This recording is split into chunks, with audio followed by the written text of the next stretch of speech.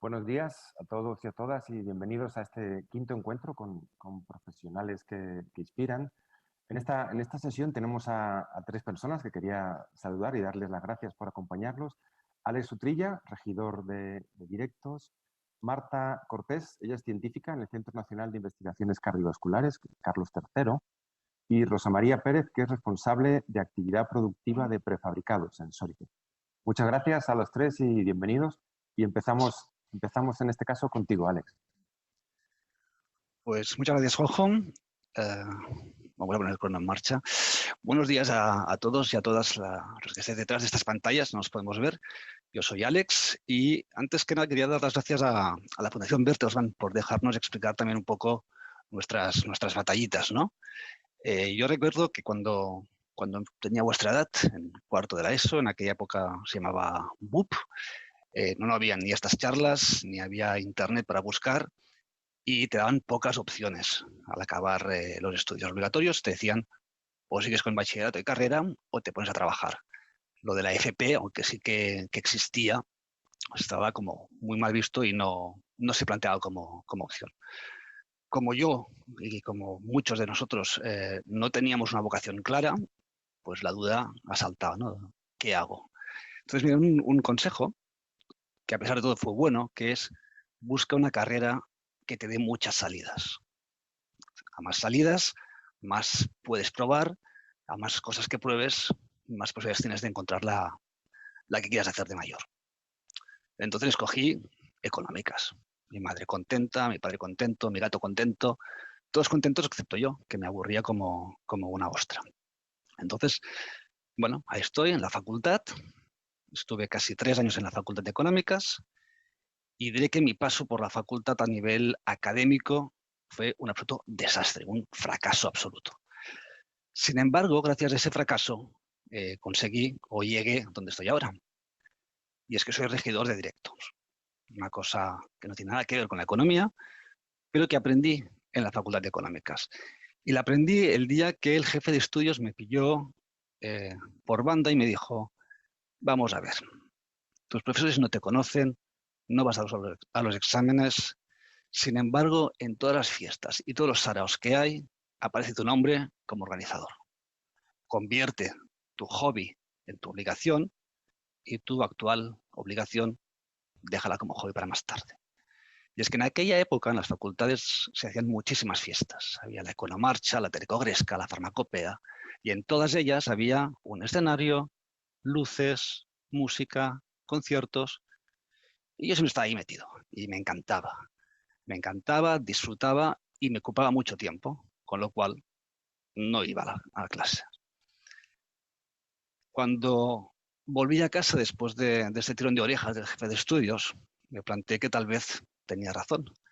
Así que dejé la carrera y me puse a trabajar. Y me puse a trabajar porque en esa época no había estudios de regiduría, no había estudios de producción de audiovisuales ni de eventos. Entonces, bueno, pues lo primero que hice fue contestar un pequeño anuncio en un periódico local donde buscaban técnicos de luces para una compañía de teatro amateur. Yo no había visto una mesa de luces en mi vida, pero me fui con todo el morro. Entonces, ¿qué hacía? Pues entre semana me metía en la cabina del teatro, iba probando, subía un botón, bajaba un botón, ponía un foco, apagaba el foco y empecé a leer. Me fui a las bibliotecas y empecé a buscar libros sobre iluminación, sobre teatro, sobre la historia del teatro y me empecé a juntar con gente que sabía más que yo.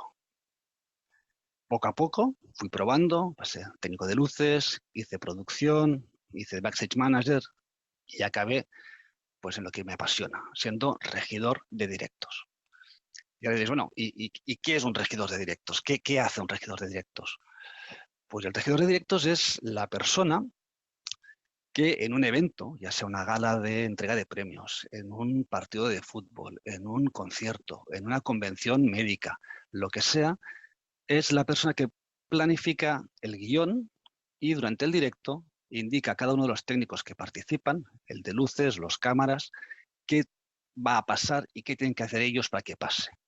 El de luces, iluminar al ponente, el de sonido, poner la música, bajar la música, encender el micro, a los efectos especiales que dejen de tirar humo, lo que haga falta. Es un poco como el director de orquesta de un evento. Está siempre detrás del escenario, no se les ve, vamos de negro, pero es apasionante. No es apasionante si te gusta, evidentemente, si no, no. Entonces, de aquí saco otra conclusión. Buscad y haced aquello que os apasione, aquello que os guste.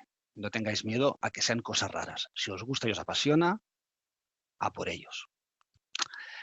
¿Qué más os puedo contar del regidor de directos? ¿Cómo se llega a regidor de directo?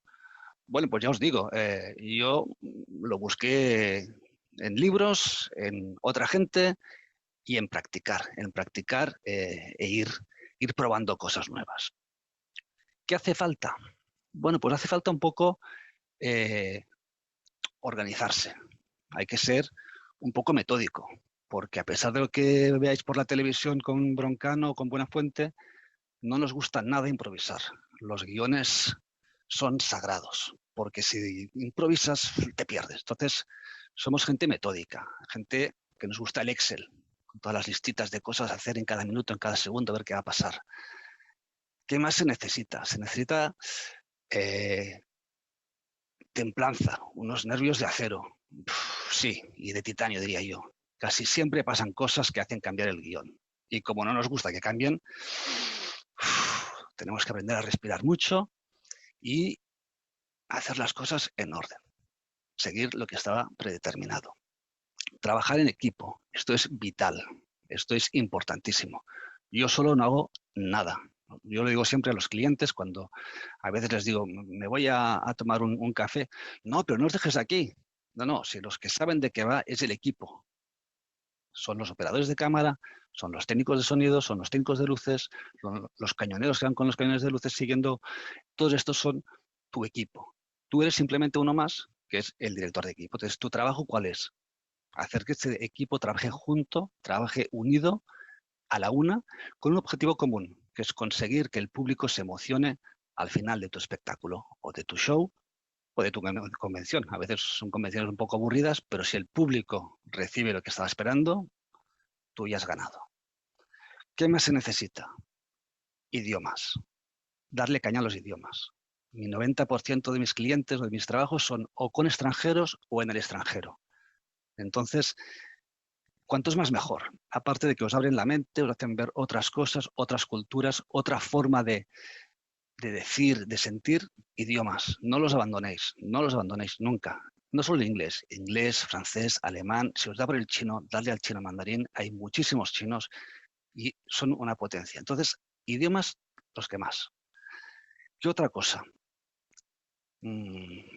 Pues no sé. Las ganas de crear. Tú tienes un guión y creas, ¿no? Vas inventando una historia para conseguir que aquello que te había pedido el cliente llegue a un clímax en el cual pues, todo el mundo disfrute, se emocione y si puedes conseguir que se ponga la piel de gallina, pues muchísimo mejor. ¿Dónde se puede estudiar regiduría de directos ahora?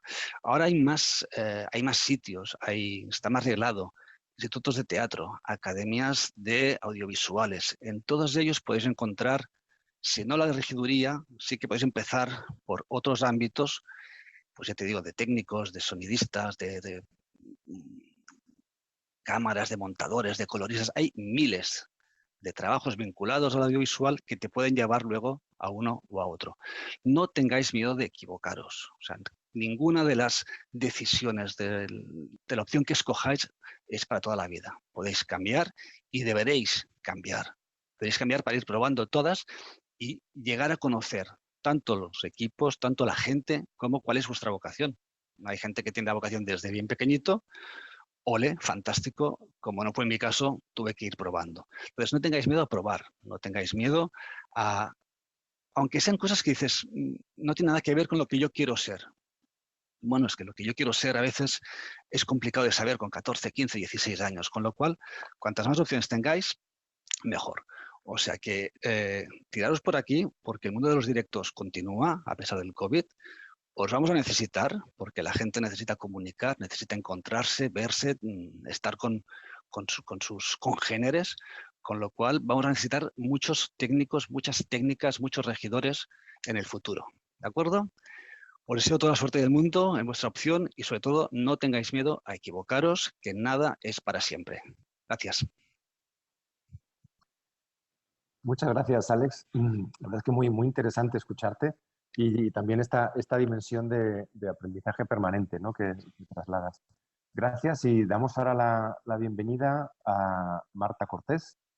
Marta, como científica, cuéntanos tu historia. Bienvenida.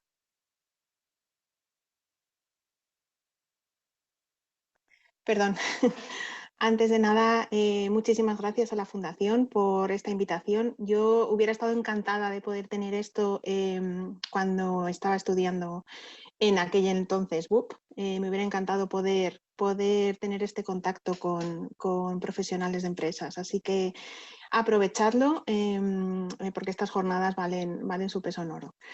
Bueno, pues como ha dicho Juanjo, mi nombre es Marta Cortés Cantelli y soy científica, sí, científica de esas de bata blanca en un laboratorio. A mí me encanta mi trabajo. Yo me levanto casi todos los días contenta de ir a trabajar. Y yo creo que eso es algo importante, que busquéis algo que realmente os gusta, porque vais a dedicar muchas horas de vuestro día y de vuestra vida a trabajar. El que me guste y me apasione tanto mi trabajo es bueno, pero también tiene su parte mala.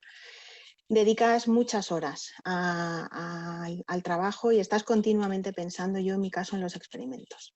Pero bueno, vamos a empezar por el principio. Yo estudié, en aquella época era BUP, y durante BUP y COU, que es ahora donde estáis vosotros, en cuarto de la ESO, me fascinaba la biología y mucha culpa de eso la tuvo una profesora de biología que tuve, que se llama Carmen Canga, que todavía sigue de hecho dando clases en el colegio y con quien todavía tengo mucho contacto. De hecho, de vez en cuando voy al colegio a dar este tipo de charlas.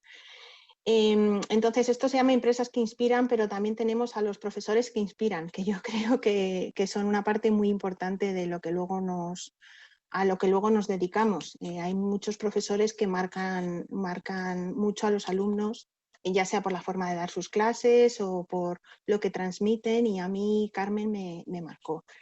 Me encantaban sus clases. Yo me di cuenta que quería saber lo que estaba pasando dentro del cuerpo humano, no solo para entenderlo, sino para luego ser capaz de curar enfermedades. Entonces, gracias a eso, a su inspiración, decidí estudiar biológicas, ciencias biológicas. De hecho, mi primera opción no fue biológicas, fue medicina, pero no me dio la nota. Yo creo que ahora hubiera sido... de hecho, cogí medicina porque pensé, bueno, va a tener más salidas, al final esto de la investigación no sale adelante, siempre voy a ser médico. Y yo, en mi caso particular, porque conozco a muchos médicos muy buenos investigadores, creo que hubiera sido un error, porque yo quería saber lo que estaba pasando a nivel molecular, lo que estaba pasando dentro de la célula. Eso en medicina no tienen tiempo de explicártelo con tanto detenimiento. El caso es que estudié ciencias biológicas y luego también me licencié en bioquímica, en especialidad biología molecular. ¿Y qué se estudia en esa carrera? Bueno, pues es que ahora tenéis un montón de opciones, porque cuando yo estudié la carrera había 3, 4 opciones para dedicarnos a esto. Ahora tenéis desde la parte más técnica, como ingeniería biomédica, a la propia ciencias biológicas, biomedicina, biotecnología. En fin, en mi carrera los primeros cursos eran muy generales, pero luego ya se enfocaban mucho más en hacer hincapié en lo que estaba pasando en el interior de las células a nivel muy molecular. Y de hecho, uno de los equipamientos favoritos, de mis equipamientos favoritos, es el microscopio. Yo paso muchas horas delante del microscopio, te permite ver lo que está pasando en los tejidos a mucha resolución, y, entre otras cosas, te permite ver si un tratamiento funciona o no funciona gracias a lo que ves a través del microscopio.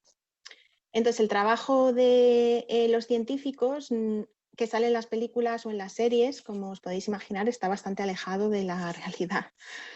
Parece que siempre están descubriendo cosas punteras y nuevas. Bueno, pues eso pasa de vez en cuando, pero después de muchas horas de trabajo y de muchos experimentos fallidos que no funcionan y que tienes que ser muy paciente y y no desesperarte fácilmente.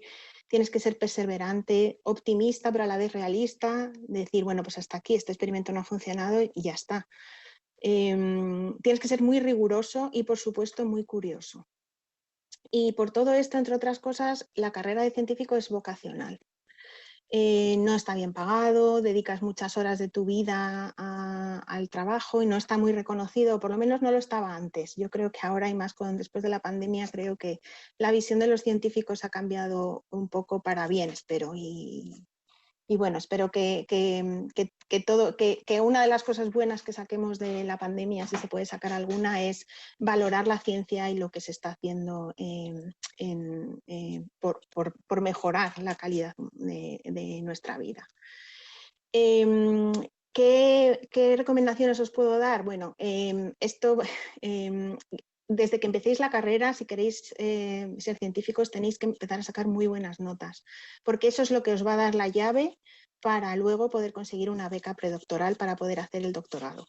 Ese es el primer paso para ser científico, hacer la tesis doctoral y hacer el doctorado.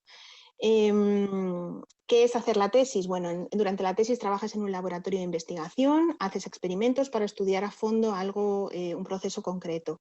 Y esto no lo haces solo, tienes un director de tesis que te apoya, que te guía, que te aconseja y tienes tus compañeros de laboratorio. Es un trabajo muy en el que hay mucho compañerismo. Yo, por ejemplo, en mi tesis estudié la función de una proteína específica en la formación de neuronas y en procesos de daño cerebral. Después, ¿qué viene después de la tesis? Bueno, pues después de la tesis viene el periodo post-tesis, que es donde realizas un postdoctorado. En este momento muchos científicos, entre los que me incluyo, se tienen que ir a investigar a otros países. Muchas veces es porque aquí las salidas no son todo lo... no hay tantas salidas como nos gustaría, pero es verdad que es un componente muy importante el irte fuera, por muchos motivos que os voy a contar. ¿Dónde? Pues a Reino Unido, Alemania, Japón. La verdad es que te puedes ir a cualquier parte del mundo. Y por supuesto Estados Unidos, que ahí es donde acabé yo, en Nueva York. La experiencia de vivir fuera y de trabajar fuera es una experiencia profesional y personal buenísima, a todos los niveles. Es duro en muchos momentos. Recuerdo el primer día en Nueva York que estaba aterrorizada porque al día siguiente tenía que ir a hablar con recursos humanos en un idioma que no es el tuyo, te van a contar cosas que tienes que entender porque te van a afectar durante toda tu carrera allí. Pero este tipo de experiencias al final que te sacan de tu zona de confort te hacen más fuertes, no solo como persona, sino pues en mi caso como científica. Además, conoces otras culturas, otras formas de vivir, cómo se hace ciencia en otros países y te hace valorar y poner en perspectiva todo lo bueno y todo lo malo que tenemos en España. Es increíble, de hecho, lo que hacemos en España con el presupuesto que tenemos de ciencia. Os aseguro que si tuviéramos el presupuesto que tienen en Estados Unidos, estaríamos a la cabeza mundial en todo, en todo. Entonces, en definitiva, irse al extranjero es una experiencia muy buena. Es verdad que entran muchas cosas en juego a nivel personal, a nivel familiar, no todo el mundo puede irse, pero es una oportunidad que la carrera científica te brinda que yo creo que es muy buena. Y como ya os podéis imaginar, algo que también tenéis que dominar, como ya ha dicho Alex también, es el inglés. El inglés es fundamental. Y cualquier otro idioma. En el inglés hay que dominarlo al 100% en ciencia.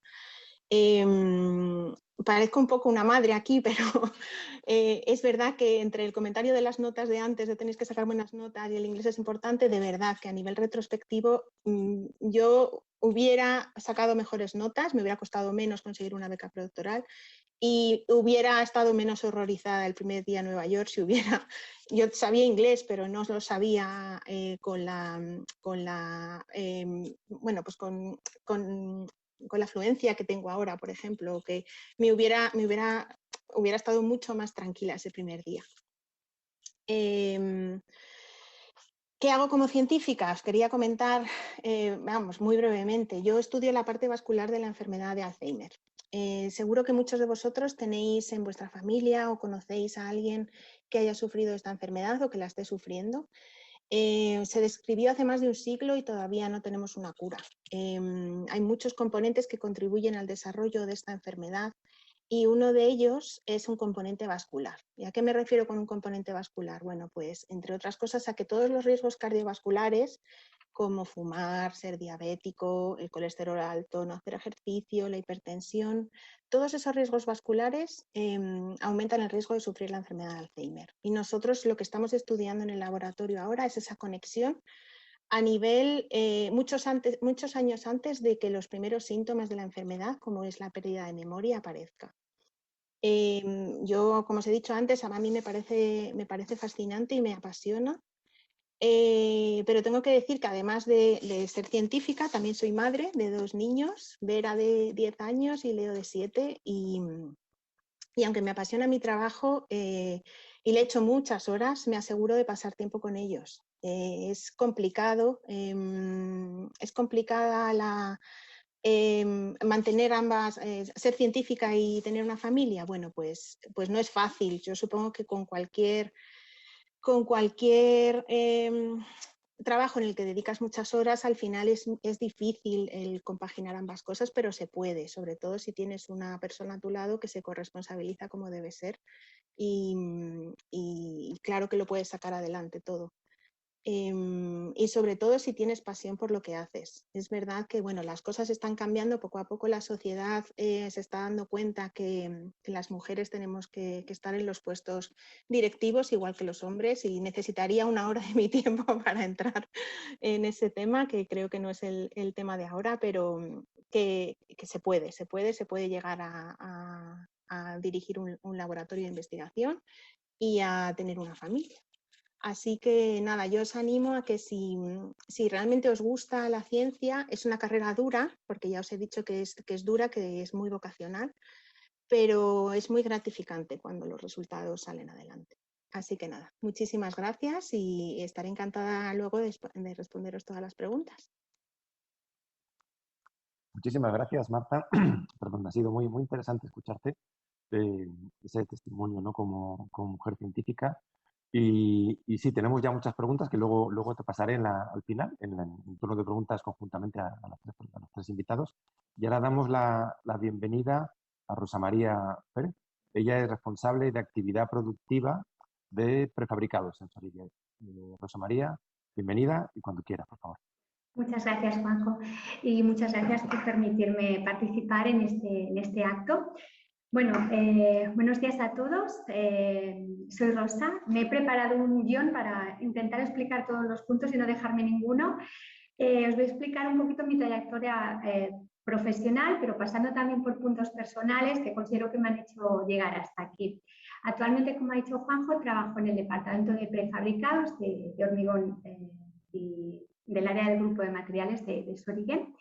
Y en este departamento lo que hago es gestionar un equipo de personas que llevan a cabo diferentes proyectos, como puede ser la fabricación de dovelas para túneles, revestimiento de túneles de metro, como la línea 9 de Barcelona, o el desarrollo de proyectos conjuntamente con arquitectos e ingenieros, pues, formulando hormigones específicos que dan lugar pues, a los colores que vemos cuando vamos paseando por las calles y las plazas, o prefabricado para la canalización de aguas con tuberías o marcos prefabricados, o formulación de hormigón específica para hacer las zapatas de los molinos en parques eólicos como los que estamos desarrollando en Zaragoza. Como puntos claves de mi profesión, me baso mucho en la confianza de mis equipos. Son grandes profesionales con los cuales ellos fabrican en las diferentes instalaciones estos prefabricados, estos hormigones, el apoyo en todos los departamentos del grupo, desde departamentos de diseño, departamentos de calidad, medio ambiente, prevención, técnicos de laboratorios. Muy importante gestionar un proyecto colaborando con todos estos equipos y sobre todo siempre estar actualizada en normativas, en foros técnicos nacionales e internacionales, revistas del sector, documentación técnica, donde te hablan un poco del desarrollo de los materiales. Pero bueno, voy a bajar en el tiempo y voy a ponerme cuando tenía 14 años y pensar un poquito cómo he llegado hasta aquí. Me sitúo en BUP y bueno, siempre me ha tirado mucho la rama científica. Siempre, para mí las letras me costaba mucho pues, el memorizar. Me acuerdo que me costaba muchísimo el latín, entonces en BUP dábamos latín y a mí me costaba mucho. Incluso hasta cuando tenemos que analizar una frase en castellano y en catalán, busca el sujeto, el predicado. Para mí eso era súper difícil. En cambio, una buena clase de física, una clase de matemáticas, a mí me llamaba mucho la atención y el transmitirlo. Me gustaba mucho transmitirlo a mis amigos y explicarles. En segundo de BUP ya me di cuenta realmente que lo mío eran las ciencias. Era una pequeña friki de ciencias. Me gustaba mucho experimentar con materiales, el laboratorio, todo ese mundo me llamaba mucho la atención. Así que en COU pues me decidí por el científico tecnológico. Y claro, como ha comentado Marta, como han comentado Alex, antiguamente no teníamos tanta información. Entonces, bueno, recuerdo estar sentada en la clase y que mi tutor me pusiera enfrente un papel y me dijera, elige lo que quieres estudiar.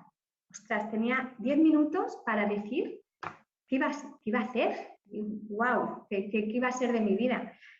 Y ahí sí que un profesor influyó sobre mi formación y decidí por física. Física de materiales. Quería estudiar física y puse pues física en la UAB, y primera opción física en la UB y el resto ingenierías, pero lo que más realmente lo que más me llenaba la atención, lo que más era física, el mundo de los materiales. Estudié física. Me especialicé en electrónica y en materiales, pero sí que es cierto que durante la carrera tuve varias opciones de poder cambiar. ¿Por qué? Pues un poco por buscar la salida profesional. Investigaba un poco si me cambiaba la UB para estudiar meteorología o si hacía los créditos de libre elección para cambiarme a ingeniería electrónica, pero al final me decidí, me llamó la atención materiales de electrónica. En cuanto a mi vida profesional, siempre he extraído algo positivo en todos los trabajos que he ejercido y he aprendido muchísimo. Esa es la clave, aprender. Es muy importante aprender, no estancarte y evolucionar, siempre. Durante la carrera, bueno, estaba estudiando, pero también trabajando. Trabajé pues, en unos grandes almacenes y, como os he dicho antes, de cada trabajo he sacado algo positivo. En este caso, me desarrollé como persona y perdí mi timidez porque estaba en contacto directo con el público y bueno, era atención al cliente y esto pues bueno, cuidé este aspecto de poder exteriorizar. Antes de acabar la carrera, trabajé como becaria en una empresa que fabricaba imanes y electroimanes para la industria de la automoción. Aquí fue donde comencé mis primeros pasos en la gestión y organización de procesos productivos y desarrollo e innovación de productos. Antes, cuando acabé física, dejé ese trabajo porque empecé un máster en actitud pedagógica, porque también era una de las especialidades que me gustaba, el ser profesora. Hice este máster, hice unas prácticas en un instituto como profesora de tecnología, física y matemáticas, pero tampoco quise dedicarme al 100% al mundo de la enseñanza. Entonces compatibilizaba un trabajo en una empresa de outsourcing que no tenía nada que ver con física, pero también llevaba una parte de esta experiencia académica, que era enseñar en una academia de refuerzo la parte de tecnología. En esta empresa de outsourcing coordinaba un equipo de técnicos y implantábamos diferentes proyectos en diferentes empresas y este trabajo, aunque no tenía nada que ver con lo que había estudiado, pero sí que me aportaba profesionalmente pues, crecimiento en formación empresarial, en la organización, en la gestión de equipos, cosa que aprendí bastante, y en gestión de costes empresariales. Y cuando ya evolucioné en esta empresa, me salió la oportunidad de cambiar al mundo de la construcción, que es donde estoy ahora. En mi carrera, tanto en carrera de física como en todos los pasos que he dado profesionalmente, he estado siempre rodeada al máximo, en un alto porcentaje de hombres. Siempre he estado, todos mis interlocutores, la mayoría han sido hombres.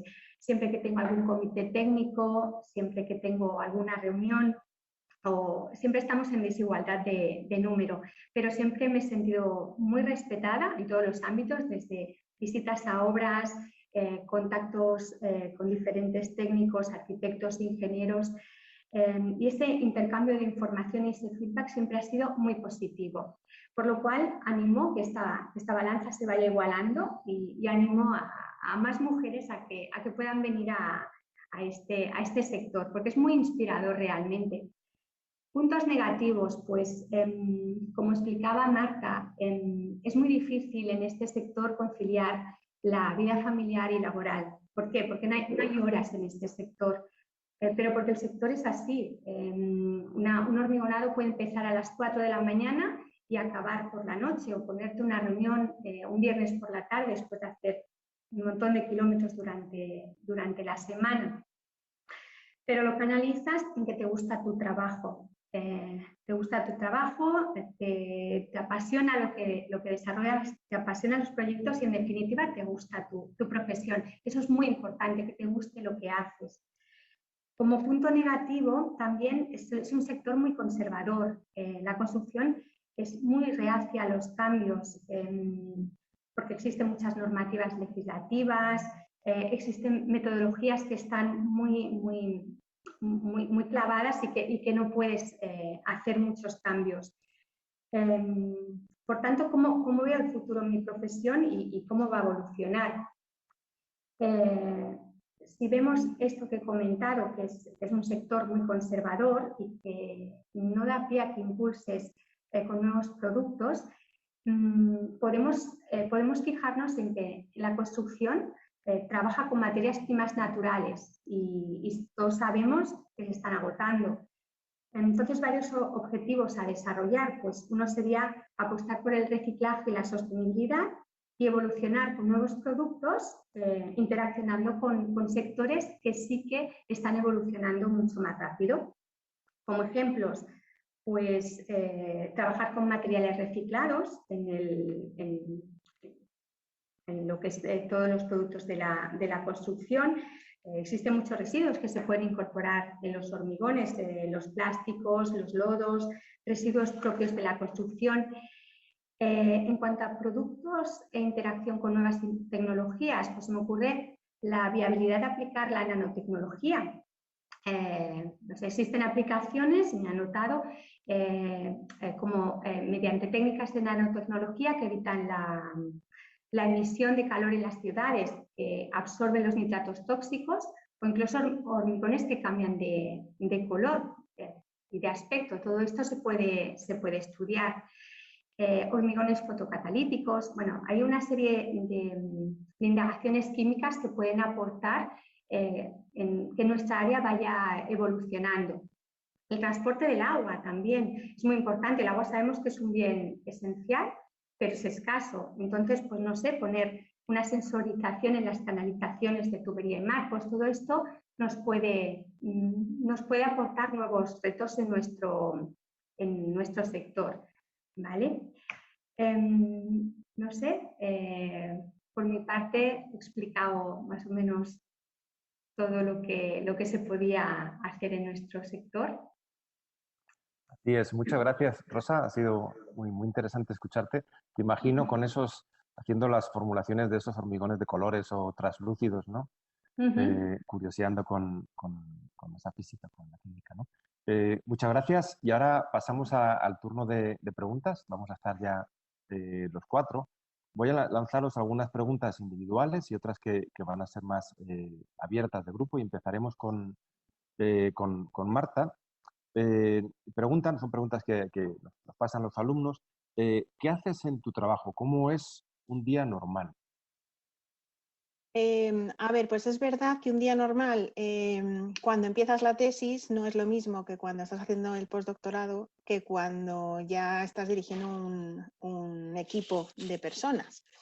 Entonces, un día normal, cuando estás haciendo la tesis, es un día dedicado a hacer experimentos. Haces experimentos con cultivos celulares, haces experimentos con animales de laboratorio, haces experimentos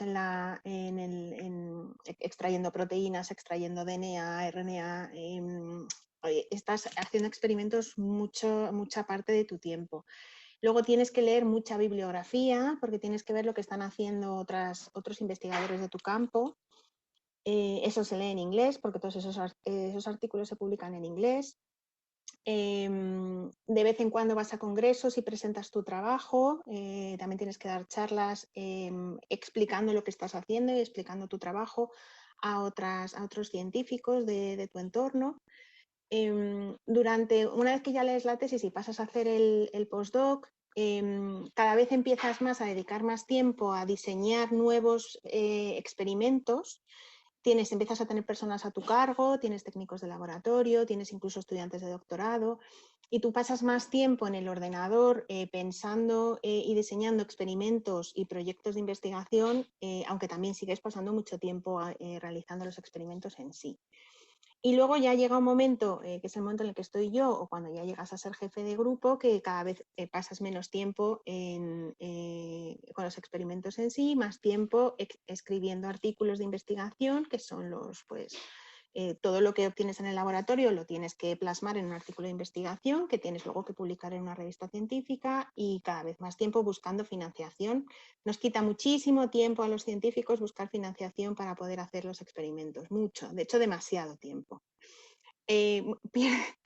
Lamentablemente pierdes mucho tiempo en burocracia, que esto es algo que creo que debería mejorar, porque desde luego no nos pagan para perder el tiempo en burocracia, y esto se debería, supongo que en todas las profesiones pasa esto, no solo en la nuestra, pero se pierde mucho tiempo en burocracia, en buscar financiación para poder conseguir dinero para seguir manteniendo a la gente que tienes contigo, y en diseñar experimentos para seguir avanzando y viendo lo que hay que hacer. Así que depende un poco de en qué momento de tu carrera científica estés. Qué bueno, qué interesante la respuesta. Muchas gracias, Marta. De trasladar una pregunta a Alex. Uno de los alumnos nos pregunta si escribes guiones o te los dan y tú los montas, ¿no? Yo quería lanzarte o englobarte esta pregunta, porque entiendo que como regidor pues no es justo lo que haces, pero ¿cómo es tu relación con las personas que te llegan con una idea, ¿no? Decir, oye, yo quiero hacer una obra, esa persona que tiene la idea en la cabeza, pero que no se la tienes tú que ayudarle a plasmarla. ¿Cómo es esa relación? ¿Cuál es tu rol ahí? Bueno, yo guiones como tal no hago. Le he llamado guiones, cierto, pero la palabra correcta son las escaletas. Es decir, es un desglose de lo que ocurre en cada momento. El guión, como podemos entenderlo, de una serie de televisión, no es mi trabajo. Dios me libre, porque es algo súper complicado mantener toda la tensión durante toda la temporada. Lo mío es hacer las escaletas, es decir, desde que abrimos las puertas de la sala donde va a ocurrir lo que haya que ocurrir, qué es lo que va a pasar hasta que se va el último asistente.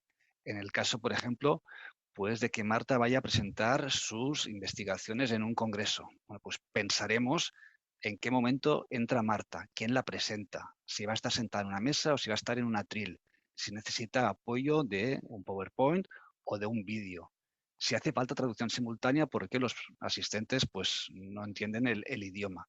Entonces todo esto se detalla, y aquí es donde sí que conjuntamente con la persona que tiene la idea, es decir, con el responsable médico o con el responsable de la sociedad médica o del laboratorio o de Marta en este caso, diseñamos qué es lo que vamos a hacer. Si Marta viene y me dice, tengo una cosa súper chula e interesante y la voy a explicar durante 3 horas, pues la intentaremos convencer de que igual a los 20 minutos la gente se está aburriendo, que igual hay que poner algún vídeo entre medio, o igual hay que hacer una pausa y poner una música un poco que despierte al personal.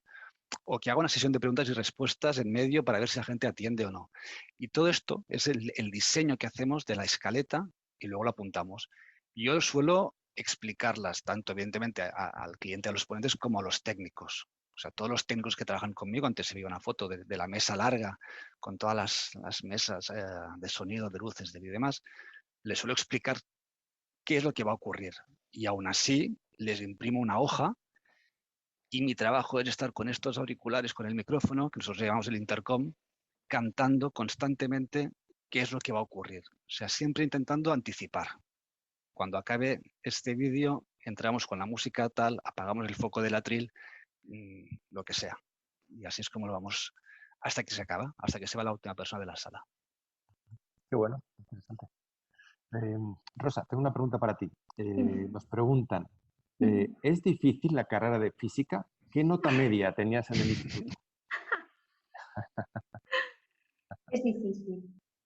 Es difícil, pero bueno, es dedicación de muchas horas, porque realmente depende de la especialidad también, ¿eh? Igual si le pregunto a mis compañeros que se fueron para física nuclear, pues igual era mucho más dura. Pero sí, hay que dedicarles bastantes horas. Nota media, a ver, en el instituto yo tenía una nota media de un 7,5 de aquellos. Entonces, ahora no sé si la puntuación es diferente, creo que sí, ¿no? Tenía un 7,5, tampoco es que fuera una física de excelentes y demás. Y después en la universidad, pues bueno, tampoco pues una nota media, notable, 6, 7, pero sí, es difícil, pero es muy bonita, la volvería a hacer, la volvería a hacer. Qué bueno. Marta, te lanzo a ti otra pregunta que dicen, ¿cuántas mujeres científicas había en tu universidad? Me gustaría que lanzaras esta pregunta, aunque con algo que has dicho, que yo creo que es, aparte que es muy bonito, que es muy cierto, con este rol de los profesores que inspiran, ¿no? He dicho, este programa se llama Empresas que Inspiran, pero también hay que pensar en los profesores que inspiran, ¿no? Entonces, bueno, conectar un poco cuál era tu realidad en aquel momento, seguramente no es exactamente la misma realidad ahora a nivel de composición de género, ¿no? Y también el rol que tienen los profesores y las profesoras a la hora de conectar su asignatura con el uso profesional y ahí pueden hablar pues, de temas de roles y estereotipos de género, ¿no? Romper un poco esos estereotipos que tenemos todos, que sin pensar ya piensas, o sea, ya asignas una carrera con un estudio con un tipo de género, ¿no? A ver, pues en biológicas había muchas chicas. Éramos muchas chicas, de hecho. El problema que tenemos de la mujer en la ciencia es la famosa gráfica tijera, que no sé si sabéis qué tipo de gráfica es, pero es una gráfica que han hecho varias instituciones, entre ellas el Consejo Superior de Investigaciones Científicas, donde se ve que cuando empiezan el doctorado hay más chicas que chicos. El problema es que el número de chicas va bajando según se va aumentando o según vas creciendo en la carrera científica. A lo mejor hay no me sé los números exactos, pero empiezan un 60-40, 60% chicas, 40% chicos. Ese porcentaje de chicas va bajando hasta que acaba en un 70-30 o incluso más bajo en las posiciones de jefe de grupo, que es la posición, o sea, tú vas pasando, como he contado antes, tienes que hacer la tesis doctoral, ahí hay más chicas, luego pasas a ser postdoc, empiezan a bajar el número de chicas, sigues subiendo puestos en la carrera científica hasta que tienes tu propio laboratorio de investigación. Ahí es donde, en ese momento es donde hay muchas menos mujeres que hombres. En los puestos directivos, esto está pasando también en otras especialidades, no solo en ciencia. Entonces, hay muchas, y ya os digo que es que esto nos daría para otro encuentro diferente, pero hay muchas razones por las que esto pasa, entre otras es que es difícil conciliar y además la corresponsabilidad con las parejas, pues durante muchos años todo el trabajo ha caído sobre las mujeres en casa, entonces al final no puedes dedicar 8 o 10 horas todos los días al trabajo y luego llegar a casa y tener tu segundo trabajo. Entonces, es muy importante la corresponsabilidad de tu pareja con las cosas de la casa, con los hijos son de los dos, 50%. Entonces, bueno, eso yo creo que tiene que ir cambiando poco a poco. Hay otra serie de problemas que están afectando también y que bueno, yo os digo que necesitaríamos mucho tiempo para discutirlos, pero Pero en la carrera en sí había muchas más chicas que chicos y las chicas que empiezan el doctorado son más que chicos. El problema está en los puestos superiores. Y la influencia de los profesores creo que es crucial. Yo, vamos, a mí que me marcó fue esta profesora de biología. No sé qué hubiera pasado si no lo hubiera tenido. Yo, de hecho, ahora hablo con ella porque ya os digo que mantengo el contacto y a mí sus clases me inspiraron para hacer lo que hice y yo creo que es fundamental que los profesores transmitan, que transmitan su pasión por la asignatura que dan, que den unas clases claras y que sean cercanos a los alumnos, porque hay profesores muy buenos que a lo mejor no son tan cercanos y al final no transmiten igual que un profesor que es mucho más cercano. Entonces, yo creo que el papel de los profesores es fundamental en la toma de decisiones de los alumnos. Muy bien, muchas gracias. Alex, tengo una pregunta para ti que dice, ¿qué es lo que más te gusta de tu trabajo y qué menos? Empezaré por qué es lo que menos me gusta.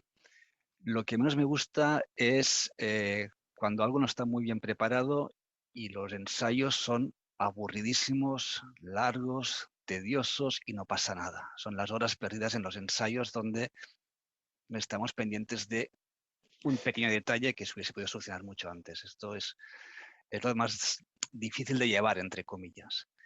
Y lo que más me gusta, aun a riesgo de que pueda sonar mal, es el subidón que nos da a todos 30 segundos antes de empezar un directo. Yo creo que ese momento, en cuanto empezamos la cuenta atrás, el intercom se silencia y ya no hay vuelta atrás. El subidón que nos da, yo creo que es muy, muy chulo. Y luego, evidentemente, el final, cuando tú consigues que el público se emocione con lo que sea. Ya digo, puede ser una gala de entrega de premios o puede ser una convención sobre el petróleo. Si el objetivo que consigues es que el cliente pueda transmitir su mensaje, al final nosotros somos transmisores, ayudamos a transmitir. Si lo conseguimos, pues nos podemos ir a casa tranquilos, contentos y satisfechos. Qué bueno. Ha reflejado muy bien ese momento, ¿no?, del vacío cuando se encienden las cámaras. Muchas gracias, Alex. Rosa, aquí hay una pregunta más curiosa, para que a ver si nos puedes ayudar. Dice, ¿cuál es la diferencia? Preparada, dispara. ¿Cuál es la diferencia entre una física con una arquitecta o incluso con una ingeniera? Si puedes un poco esbozar así grandes trazos, ¿no?, esas diferencias. A ver, Por ejemplo, yo, en lo que haces tú, en en lo que hago materiales, ¿no? yo, ¿Qué sí, sí, haría un sí, sí. arquitecto en materiales? ¿Qué haría un Vale. ingeniero en materiales? Una arquitecta, para mí, es la artista que diseña lo que quiere, el proyecto que quiere. El ingeniero es el que estructura y pone en orden la idea que ha dado la arquitecta, porque un arquitecto puede diseñar un puente fantástico, pero luego el ingeniero le puede decir, ojo, que es muy bonito, tiene aquí unas alas así que, unos volantes así que, pero esto no se va a sostener. Entonces el ingeniero es el que estructura mediante sus cálculos de estructura y dice, sí, esto aquí se puede hacer así o se puede. Y la física es la que reúne a esta arquitecta con su punto de vista y este ingeniero, le trasladan este proyecto y entonces dice, vale, ¿qué materiales disponemos? Vamos a ver dónde hay que hacer esta construcción, dónde hay que implementar este proyecto, qué canteras cercanas tenemos, qué materia prima con la que podemos trabajar tenemos y es quien formula ese hormigón para poder llevar a cabo pues, ese puente, ese edificio, esa plaza, no sé si más o menos me he explicado. Sí, sí, sí. Muy buena la manera en que lo has explicado. Gracias. Ahora os lanzo una pregunta para los tres, divertida. Dice, ¿os compensa el sueldo con el trabajo que hacéis? Y continúa, ¿se puede vivir bien con él? Rotundamente sí y sí. Me compensa porque me apasiona, porque me divierte. Si no me apasionara, podría ganar muchísimo más dinero, pero no sería vida, sería, no sé, pasar el rato. No, a mí me compensa y en cuanto te compensa, pues sí, se puede vivir con él. Ahora con el COVID es más difícil porque no hay directos, es todo mediante streaming, mediante videoconferencias, pero sí, por mi parte sí y sí. A ver, pues yo ya lo he dicho antes, el trabajo de científico no está bien pagado, sobre todo para después de tantos años que llevamos estudiando y que no dejamos de estudiar nunca.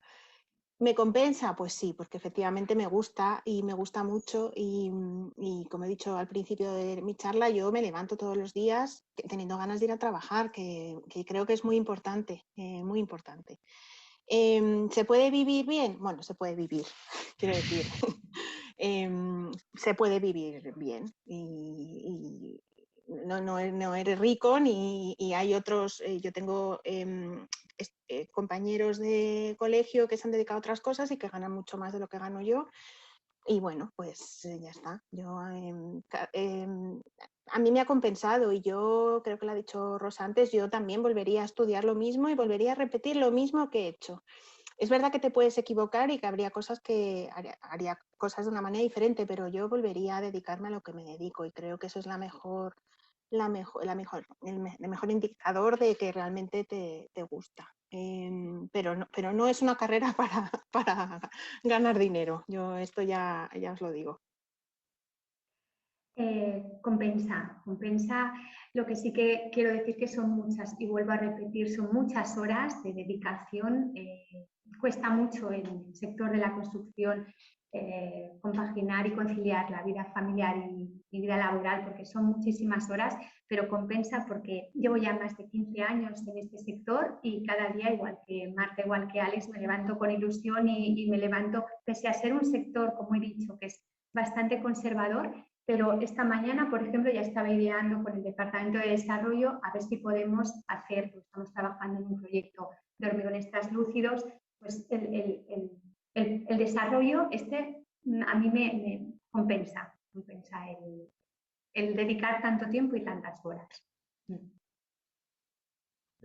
A ver, otra pregunta también para todos, que es, ¿qué fracaso os ha enseñado más?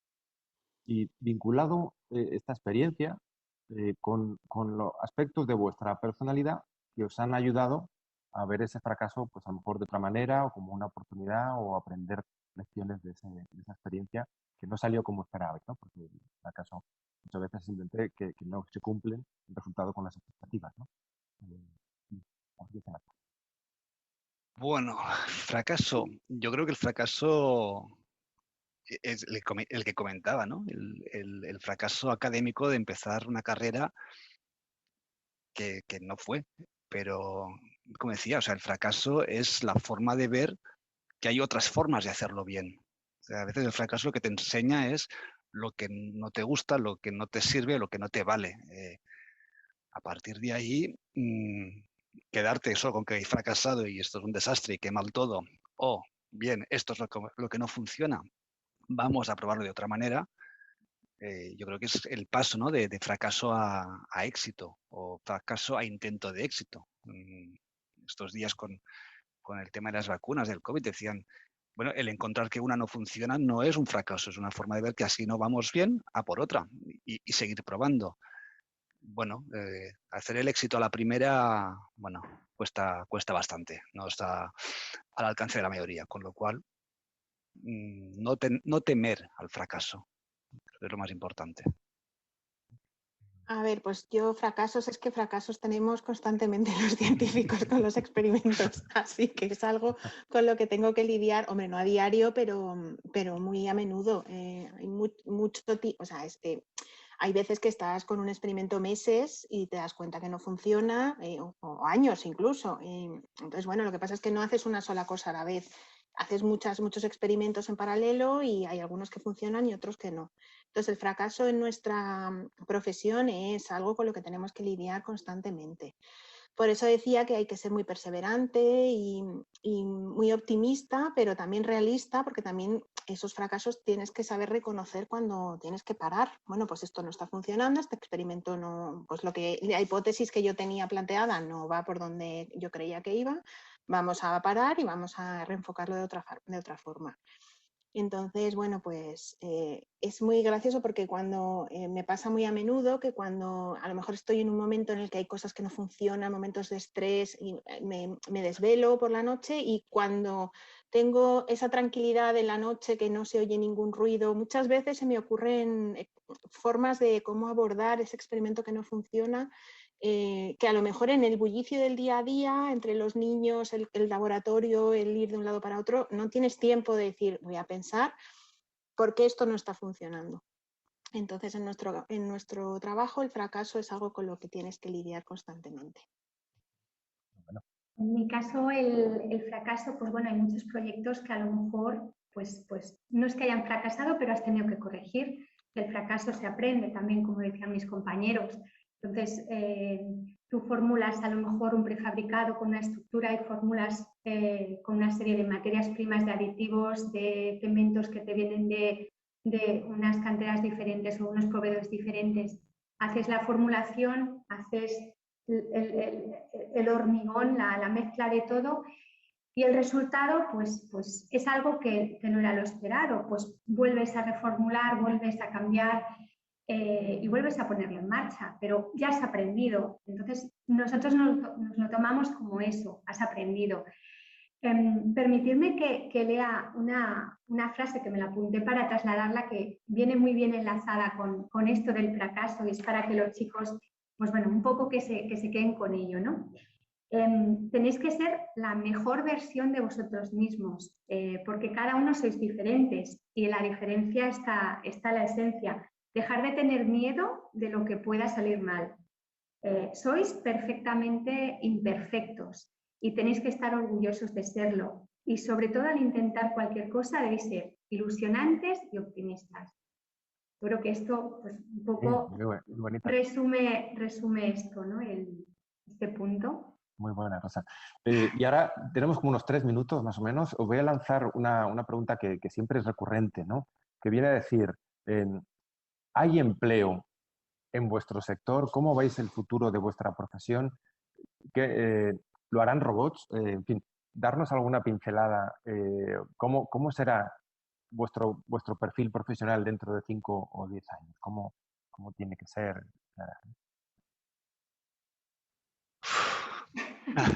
Complicado. ¿Lo harán robots? No creo. ¿Habrá trabajo? ¿Qué les voy a decir? Que no puedo. me echarían. Esperemos que sí. Nosotros estamos muy vinculados a que la gente se mueva, que la gente se encuentre. Ahora mismo es un periodo complicado y complejo. Aún así han aparecido los regidores virtuales, es decir, la persona que está detrás de este proyecto diciendo qué pantalla muestra o qué pantalla no muestra, o si entra la música o el logo del fondo, pues está haciendo ese trabajo. Entonces, ¿qué puede ocurrir? Bueno, pues que el trabajo varíe, se adapte a las nuevas circunstancias del mundo, pero desaparecer, yo creo que no. Creo que hay regidores para rato, esperemos. A ver, si hay puestos de trabajo, hay puestos de trabajo, pero todo esto, y más en España, que es un país que invierte relativamente poco en investigación, pues es complicado conseguir puestos de trabajo aquí. Yo espero que después de lo que nos ha pasado con la pandemia, tanto los políticos como la población en general sean conscientes de la importancia de invertir en ciencia y la cantidad de puestos de trabajo para los científicos aumente. En nuestro caso, los robots, pues nosotros estamos usando robots para determinadas cosas que antes se hacían manualmente y que lo que hacen al final es agilizarnos el trabajo, pero lo que es diseñar un proyecto de investigación y llevarlo a cabo, eso no va a poder ser sustituido nunca por un robot. Pero sí que es verdad que respecto a los puestos de trabajo en Estados Unidos, por ejemplo, era mucho más fácil conseguir un puesto de trabajo, hay muchas menos trabas burocráticas para los contratos y hay siempre mucha más financiación. Entonces, en España está mucho más difícil, se consigue, porque bueno, pues se consigue, pero es complicado, y espero de verdad que que esto cambie para mejor. En el caso de la construcción, bueno, en España ya sabéis, la construcción es uno de los sectores punteros, entonces trabajo, siempre va a haber trabajo en el sector de la construcción. Sí que es verdad que vamos haciendo ciclos, porque siempre cuando hay elecciones generales o elecciones municipales, siempre corre el típico alcalde que quiere hacer la plaza, el típico político que quiere inaugurar una urbanización nueva, y vamos haciendo puntas. Pues, hay épocas donde sí que hay mucho más trabajo, épocas donde afloja, pero siempre hay trabajo. Y en el caso de lo que yo desarrollo, pues siempre va a haber, porque como comentaba antes, las materias primas se están agotando. Entonces tenemos que buscar pues otros recursos pues ya sea la sostenibilidad y el reciclaje y cambiar este tipo de metodología, de métodos constructivos. Muy buena respuesta a las tres. Genial, pues muchas gracias. Hemos llegado al final de la sesión. La verdad es que habéis estado fantásticas y seguro que ha sido muy, muy interesante para nosotros. Así que gracias y hasta luego. Vosotros. Muchísimas gracias a vosotros. Gracias a vosotros. Hasta luego. Adiós.